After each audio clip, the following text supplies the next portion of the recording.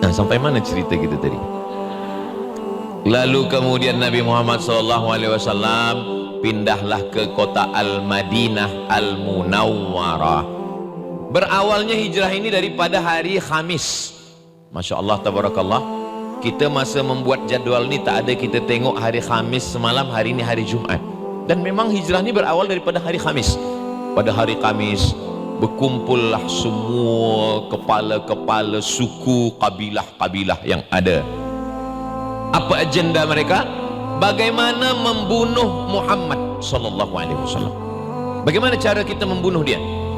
Yang satu mengatakan, kita ikat tangan kaki dia, kita letakkan dia di samping Ka'bah, kita kurung dia dalam box, jangan bagi makan, jangan bagi minum, biarkan dia mati kering di samping Ka'bah sebab panas.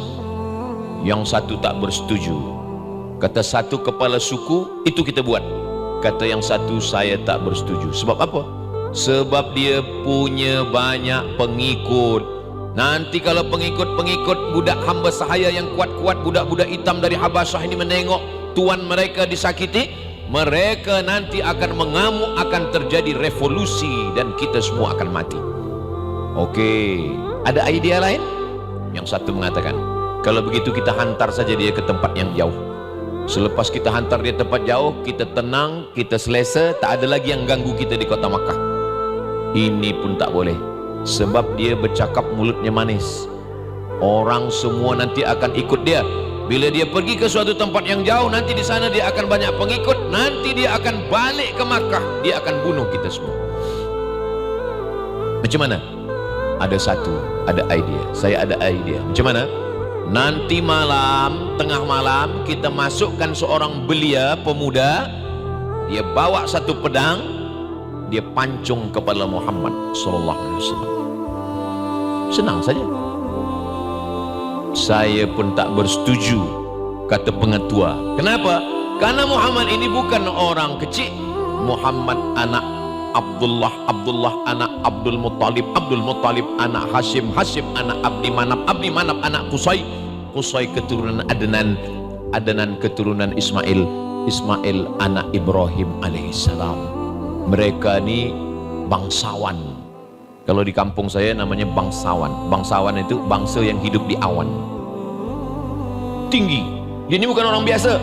Kalau sampai Muhammad sallallahu alaihi wasallam, kalau sampai dia mati terbunuh, semua Bani Hashim, Bani Qusay, Bani Abdi Manaf, Bani Abdi Muttalib akan mencari dan kita akan mati.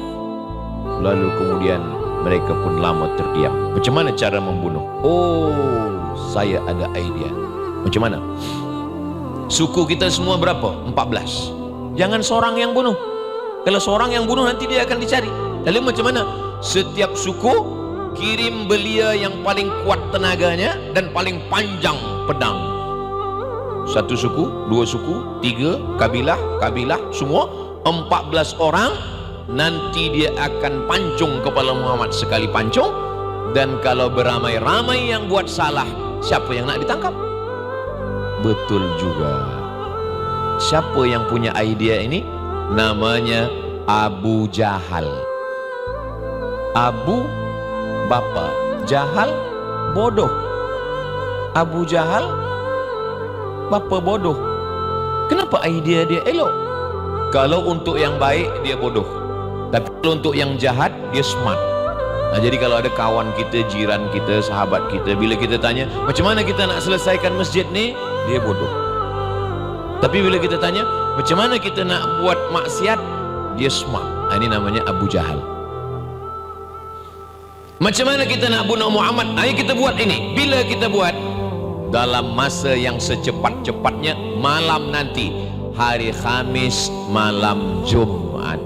Hari Khamis malam Jumat, Nabi Muhammad sallallahu alaihi wasallam pun pergi ke rumah Abu Bakar Siddiq. Hari Khamis petang. Assalamualaikum ya Abu Bakrin Siddiq. Waalaikumsalam. Abu Bakar, malam nanti malam Jumat tengah malam kita hijrah. Kenapa malam ni kita hijrah ya Rasulullah? Sebab malam nanti ada 14 pemuda belia yang akan masuk ke rumah saya memancung kepala saya. Soalannya, Kenapa Nabi Muhammad SAW tahu?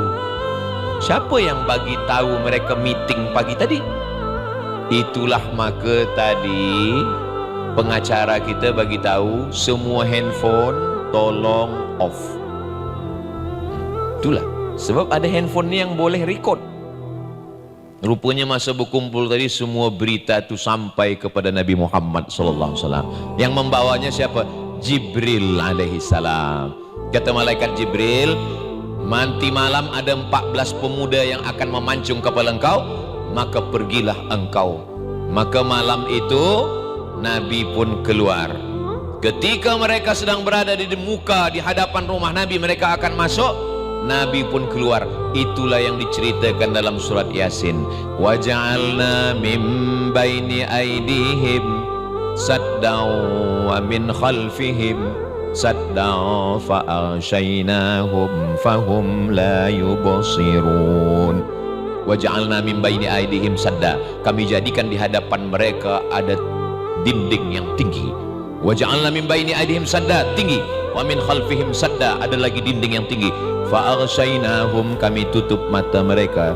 Fahum la yubsirun. Itulah kenapa kita baca Yasin malam Jumat, supaya kita ingat hijrah bukan setahun sekali, tapi tiap malam Jumat. Wa ja'alna min baini aydihim saddan. Kenapa orang Islam tak pernah ingat hijrah malam Jumat, tapi dia baca Yasin? Sebab bacanya cepat.